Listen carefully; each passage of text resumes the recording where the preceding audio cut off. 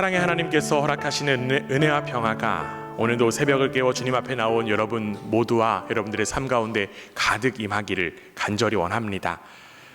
우리는 요한복음의 말씀을 13장을 기점으로 둘로 나누어 볼 수 있습니다. 우리 지난 12장까지의 말씀은 예수님이 누구신지를 나타내는 말씀들이었습니다. 예수님은 빛이시고 생명이시고 하나님의 아들이시며 세상을 구원하러 오신 분이십니다.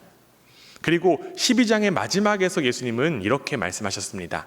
우리 말씀 한번 보겠습니다. 요한복음 12장 36절 말씀입니다. 우리 함께 읽습니다. 시작. 너희에게 아직 빛이 있을 동안에 빛을 믿으라. 그리하면 빛의 아들이 되리라. 아멘. 이 말씀은 단순한 권면이 아니라 우리의 정체성에 관한 선언입니다. 우리는 더 이상 어둠에 속한 사람이 아니라 빛에 속한 사람입니다.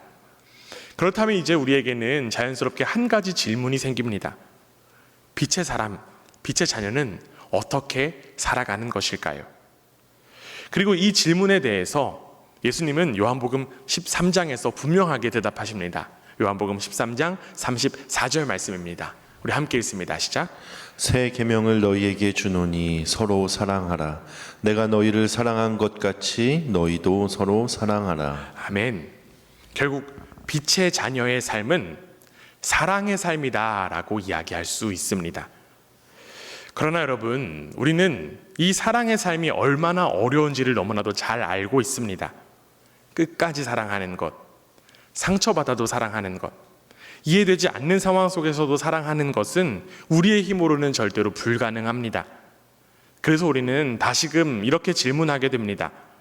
우리가 어떻게 그 사람을 사랑할 수 있는가? 오늘 우리가 함께 읽은 본문에서 예수님은 바로 그 질문에 대한 대답을 주십니다. 오늘 말씀을 통하여서 빛의 자녀인 우리가 살아가야 될 그 사랑의 삶이 무엇이며 그 사랑이 어떻게 가능한지를 확인하는 은혜의 시간 되기를 주님의 이름으로 간절히 원합니다. 첫째로 사랑은 하나님이 우리 안에 거하시는 사건에서 시작됩니다. 오늘 본문은 한 제자의 질문으로 시작됩니다. 어떻게 시작되었는지 함께 말씀 읽어볼게요. 오늘 본문 22절 말씀입니다. 우리 함께 읽습니다. 시작. 가룟이 아닌 유다가 이르되 주여 어찌하여 자기를 우리에게는 나타내시고 세상에는 아니하려 하시나이까. 여기에 지금 한 사람이 등장하고 있습니다. 그는 바로 유다인데요. 유다, 우리가 잘 알고 있는 가룟 유다가 아닙니다. 이 유다는 또 다른 제자인 유다로서 다른 복음서에는 이 유다를 가리켜서 다데오라고 이야기합니다. 이 다데오라고 하는 유다라의 질문은 우리에게 단순한 정보가 아니라 중요한 의미를 갖고 있습니다. 예수님을 배반할 제자인 유다가 아니라 예수님을 따르던 제자가 이 질문을 하고 있다는 것입니다. 다시 말해 이 질문은 믿지 않는 사람들의 질문이 아니라 예수님을 따르는 제자의 질문이라고 하는 것입니다. 그렇기 때문에 이 유다의 질문은 우리에게 가까이 다가옵니다. 우리 역시 예수님을 믿고 따르지만 우리도 이와 같은 질문을 갖고 있기 때문입니다. 왜 하나님은 분명하게 나타나지 않으시는가? 왜 하나님은 모든 사람이 믿을 만큼 분명하게 드러나지 않으시는가? 우리는 더욱더 하나님이 분명하게 나타나신다면 확신할 수 있고 더 분명히 나타나신다면 우리도 분명히 더욱더 사랑하며 살아갈 수 있을 것이라고 생각합니다. 그러나 여러분, 예수님의 대답은 우리의 기대, 우리의 생각과는 전혀 다릅니다. 예수님은 유다의 질문에 대해서 이렇게 대답하십니다. 우리 이어지는 23절 말씀 함께 읽습니다. 시작. 예수께서 대답하여 이르시되 사람이 나를 사랑하면 내 말을 지키리니 내 아버지께서 그를 사랑하실 것이요 우리가 그에게 가서 거처를 그와 함께 하리라. 아멘. 예수님은 하나님이 밖에서 드러나신다라고 말씀하지 않으시고 오히려 그 사람 안에 거하신다라고 말씀하십니다. 하나님은 외적으로 보이는 방식이 아니라 내적으로 임재하는 방식으로 자신을 나타내시는 분이라고 하는 것입니다. 예수님은 여기서 매우 중요한 표현을 사용하십니다. 어떤 표현을 사용하시냐면요, 우리가 그에게 가서 거처를 그와 함께 하리라 라고 하는 표현입니다. 여기서 우리라고 하는 이 단어의 시선을 모으기 원합니다. 이 우리는 누구를 가리키는 표현일까요?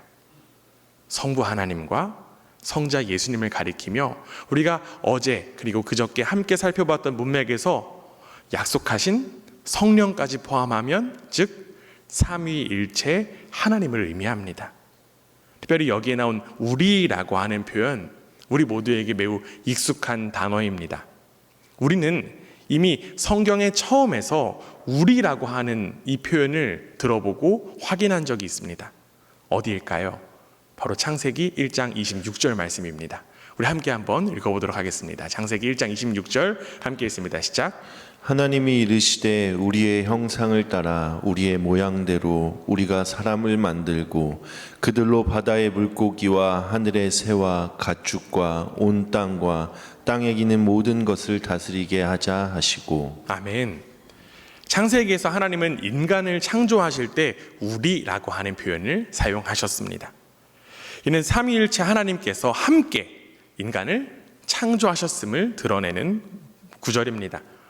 그렇게 오늘 본문에서 예수님이 사용하신 이 우리라고 하는 표현, 가볍게 지나갈 수 없는 표현입니다. 창세기에서는 이 삼위의 하나님께서 인간을 자신의 형상대로 창조하셨고, 요한복음에서는 그 삼위 하나님께서 이제 우리 안에 거하시겠다라고 말씀하고 계시기 때문입니다. 즉 창조 때부터 주어졌던 그 하나님의 형상이 이제는 하나님이 우리 안에 거하심으로 인하여서 회복된다라고 하는 사실입니다. 우리 사랑하는 성도 여러분, 여기서 우리는 매우 중요한 사실을 깨닫게 됩니다. 하나님의 형상은 단순한 이성이나 능력이 아니라 삼위 하나님 안에 있는 바로 사랑의 관계라고 하는 사실입니다. 하나님은 창세전부터 사랑의 관계 안에 계셨습니다. 아버지께서 아들을 사랑하시고 아들이 아버지를 사랑하며 그 사랑이 성령 안에서 충만하게 흐르는 완전한 사랑의 관계입니다. 하나님은 사랑을 필요로 하시는 분이 아니라 이미 충만한 사랑의 관계 안에 계신 분이셨습니다. 그리고 그 충만한 사랑이 흘러 넘쳐서 이 세상이 창조되었습니다. 천지창조는 단순한 능력의 결과가 아니라 삼위 하나님 안에 있는 사랑의 풍성함이 흘러나온 사건이었습니다. 그렇다면 오늘 본문은 그 창조를 넘어서는 놀라운 말씀을 우리에게 들려주고 있습니다. 우리 다시 한 번 더 23절 볼게요. 그 창조의 역사 속에서 23절 다시 한 번 더 봅니다. 함께 읽습니다. 시작. 예수께서 대답하여 이르시되 사람이 나를 사랑하면 내 말을 지키리니 내 아버지께서 그를 사랑하실 것이요 우리가 그에게 가서 거처를 그와 함께 하리라. 아멘. 예수님께서 뭐라고 말씀하셨습니까? 우리가 그에게 가서 거처를 그와 함께 하리라 라고 말씀하셨습니다.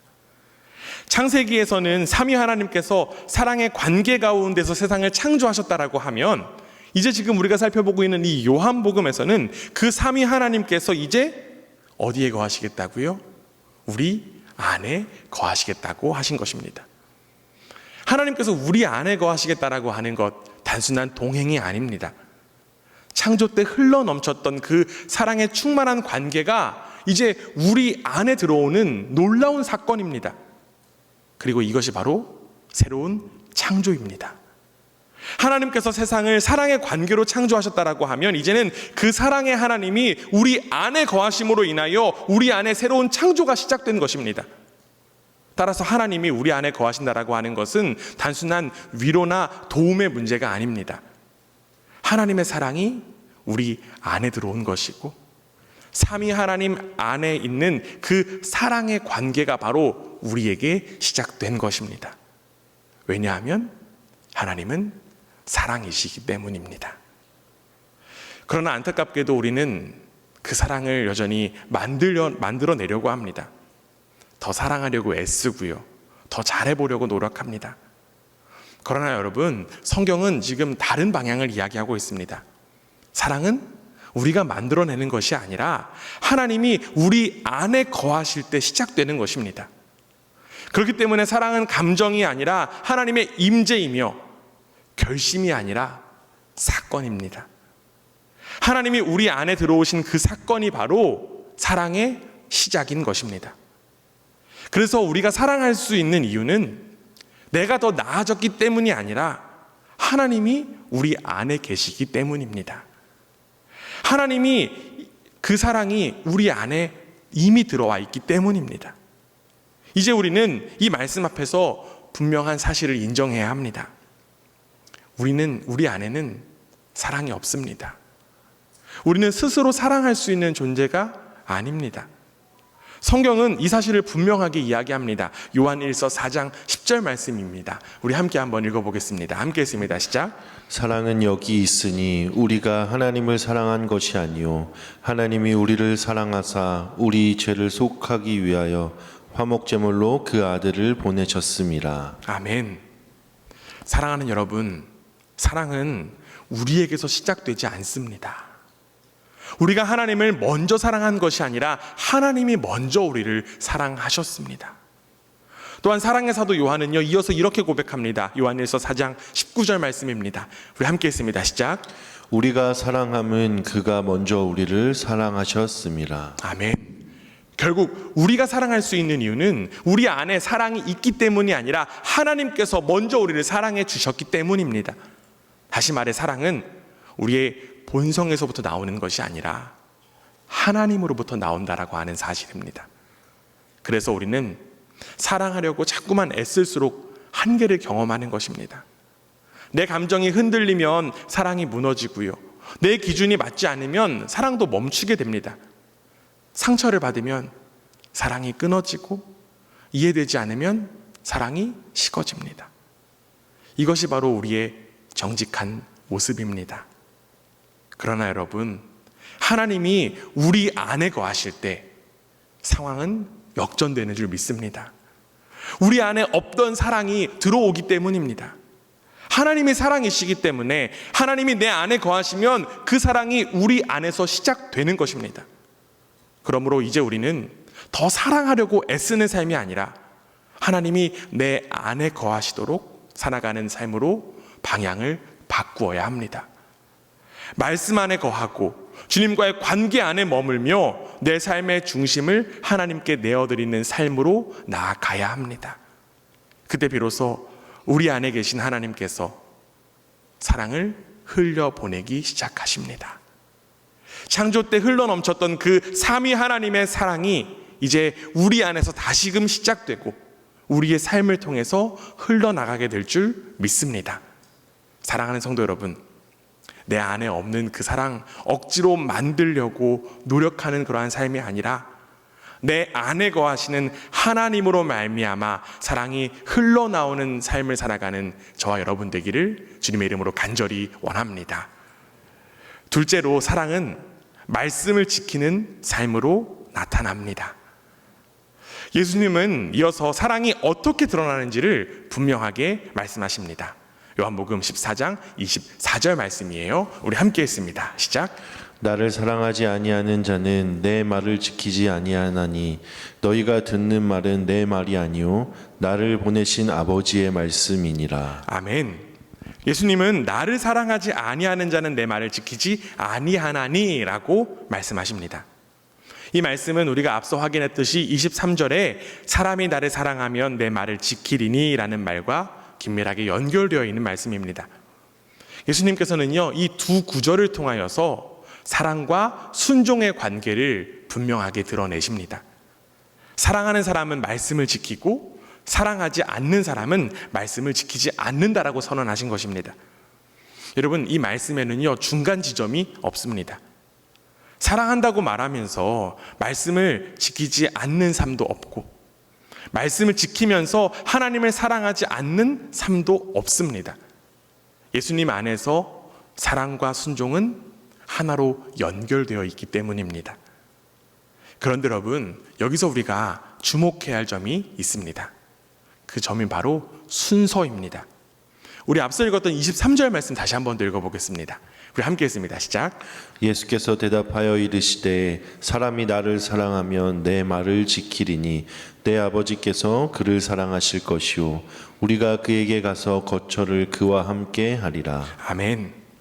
여기서 예수님은 내 말을 지키면 나를 사랑하는 것이다 라고 말씀하지 않으셨습니다.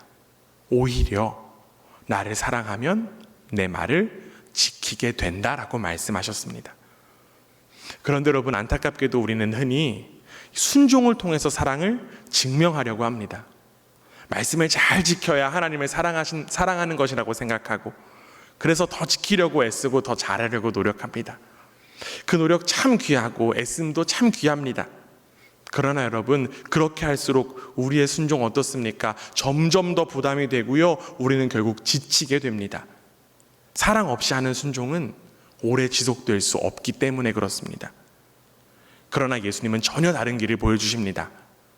사랑이 먼저이고 순종은 결과입니다. 우리 함께 따라해 보겠습니다. 사랑이 먼저이고 순종은 결과입니다.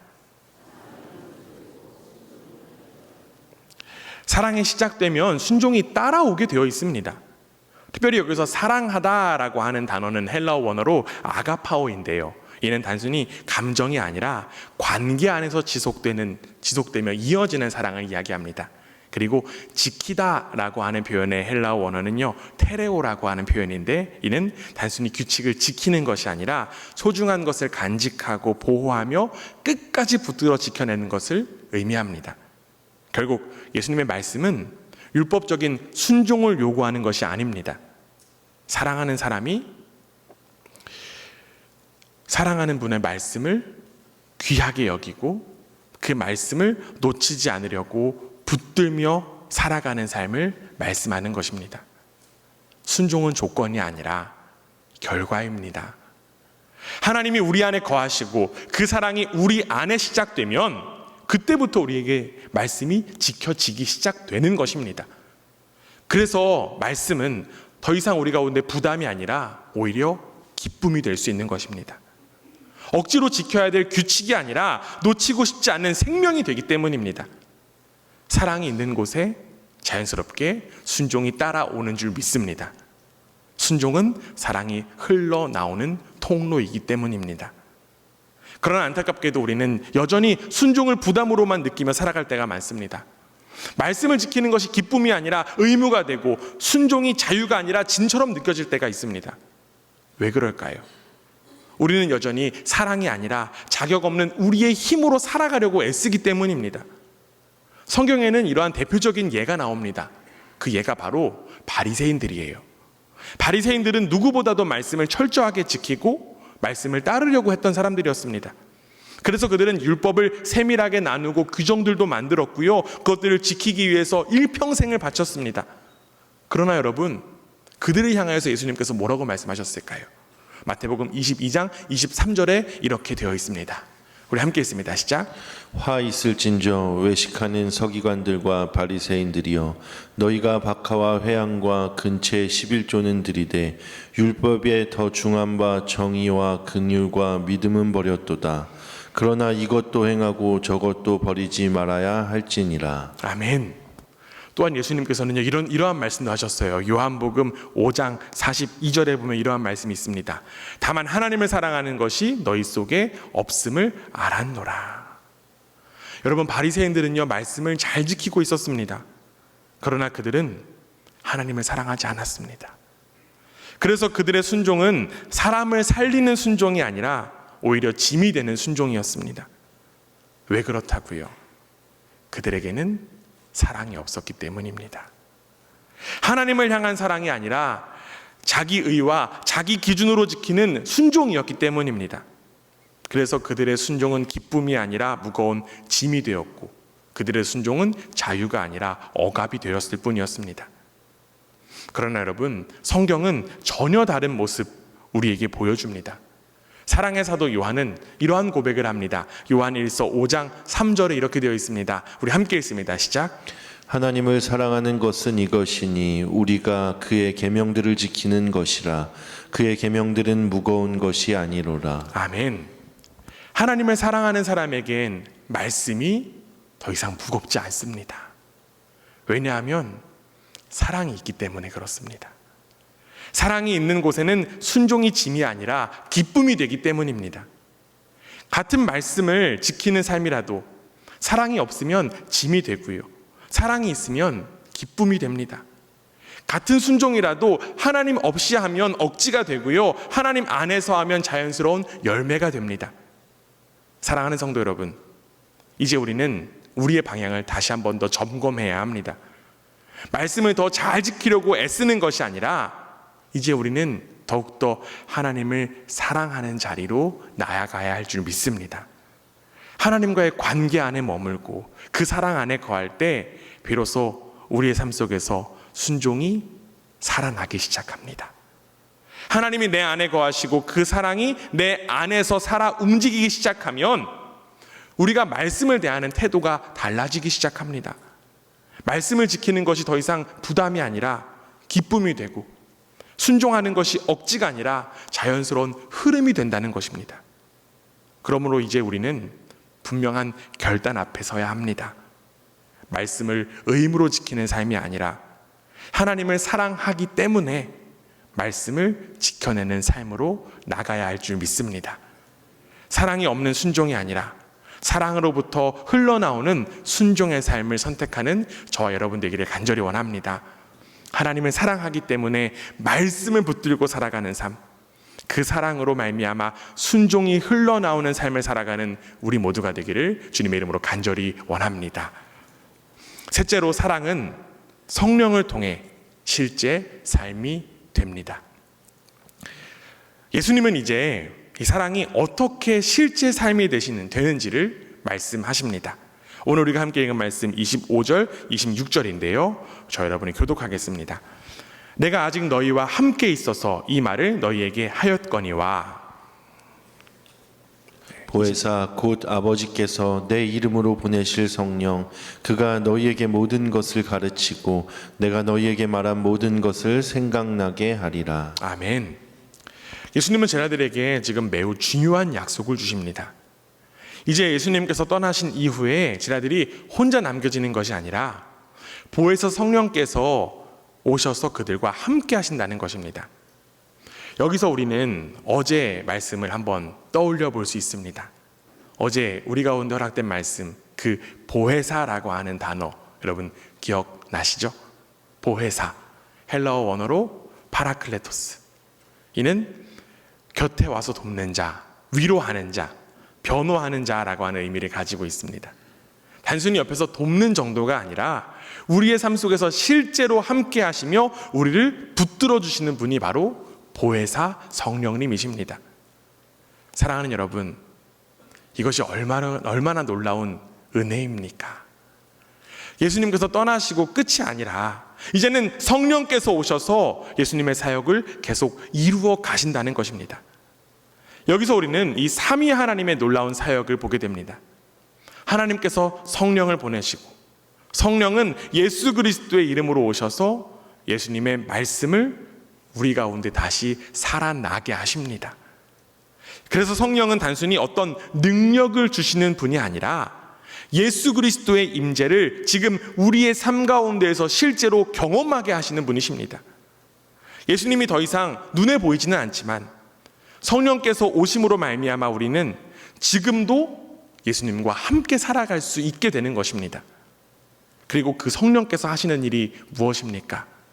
우리가 방금 읽었던 26절에 보면 이렇게 되어 있습니다. 모든 것을 가르치고 생각나게 하리라. 이것은 단순한 지식의 전달이 아닙니다. 말씀이 바로 우리의 삶 속에서 실제가 되도록 하시는 그 사역입니다.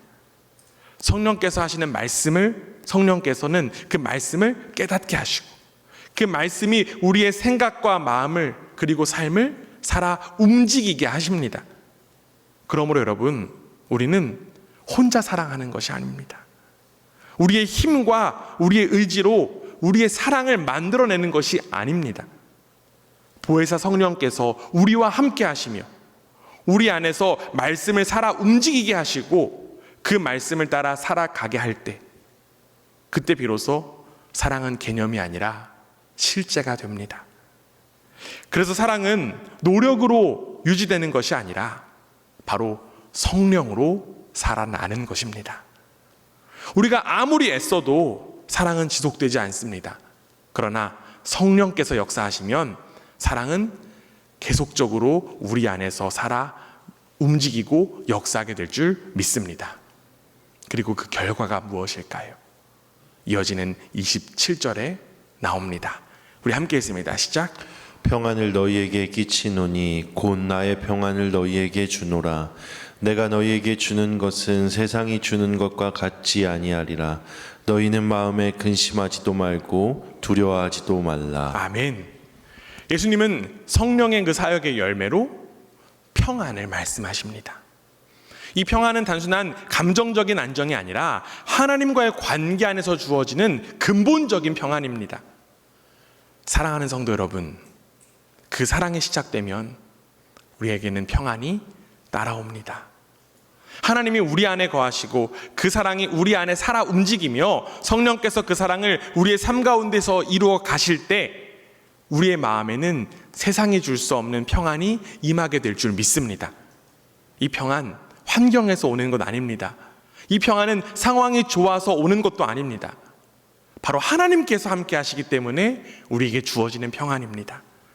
그래서 예수님은 세상이 주는 것과 같지 않다라고 말씀하셨습니다. 세상의 평안은 조건에 있지만 하나님께서 주시는 평안은 조건이 없습니다. 그러므로 성령께서 역사하시는 삶에는 분명한 특징이 나타납니다. 사랑이 있고 그 사랑은 평안으로 이어지며 그 평안은 두려움을 밀어냅니다. 그래서 예수님은 근심하지도 말고 두려워하지도 말라라고 말씀하십니다. 이 말씀은 요한 1서의 말씀과도 깊이 연결됩니다. 요한 1서 4장 18절에 이러한 말씀이 있습니다. 우리 함께 읽습니다. 시작. 사랑 안에 두려움이 없고 온전한 사랑이 두려움을 내쫓나니 두려움에는 형벌이 있음이라. 두려워하는 자는 사랑 안에서 온전히 이루지 못하였느니라. 아멘. 두려움은 사랑이 없는 곳에서 생겨납니다. 하나님과의 관계가 멀어질 때, 하나님과의 임재를 놓칠 때 우리의 마음에는 근심과 두려움이 찾아오게 됩니다. 그러나 성령께서 우리 안에 거하시고 그 사랑이 우리 안에 충만해질 때 그 사랑은 두려움을 밀어내기 시작합니다. 왜냐하면 사랑은 하나님과의 관계 안에 거하는 것이고 그 관계 안에 있을 때 우리는 더 이상 혼자가 아니기 때문입니다. 하나님이 함께 하신다라고 하는 확신이 우리 안에 있을 때 우리는 상황과 환경을 뛰어넘는 평안을 누리게 됩니다. 사랑하는 성도 여러분, 이제 우리 자신을 돌아보아야 할 때입니다. 나는 지금도 내 힘으로 버티고 있는 삶 살고 있으십니까? 아니면 성령을 의지하며 살고 계십니까? 이제 우리는 내 힘으로 버티는 삶이 아니라 성령을 의지하는 삶으로 나아가야 할 줄 믿습니다.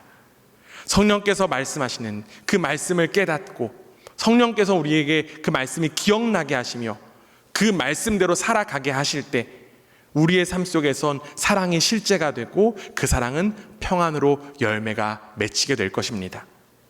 성령 안에서 사랑을 살아내고 그 사랑으로 말미암아 세상이 줄 수 없는 평안을 실제로 누리는 저와 여러분 되기를 주님의 이름으로 간절히 원합니다.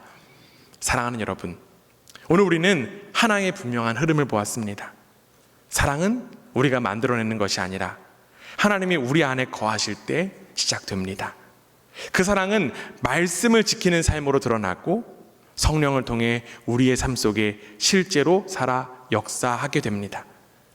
우리는 그동안 참 사랑하려고 애쓰고 노력해 왔습니다. 더 잘하려고 노력했고요. 더 참고 견디려고 노력했습니다. 그러나 오늘 말씀은 우리에게 분명하게 전합니다. 사랑은 우리에게서부터 시작되는 것이 아니라 하나님의 임재에서부터 시작된다는 것입니다. 하나님이 우리 안에 거하시면 사랑이 시작되고 그 사랑이 말씀을 붙들게 하시며 성령께서 그 사랑을 우리의 삶 속에서 실제로 이루어 가십니다. 그래서 사랑은 짐이 아니라 은혜가 되고 순종은 부담이 아니라 열매가 되며 우리의 삶에는 세상이 줄 수 없는 평안이 임하게 됩니다. 사랑하는 여러분, 오늘 이 새벽에 다시 한번 우리의 중심을 주님께 드리는 저와 여러분 되기를 간절히 원합니다. 하나님이 우리 안에 거하심으로 시작된 그 사랑이 우리의 삶 속에서 실제가 되고 그 사랑으로 하나님 나라를 살아내는 저와 여러분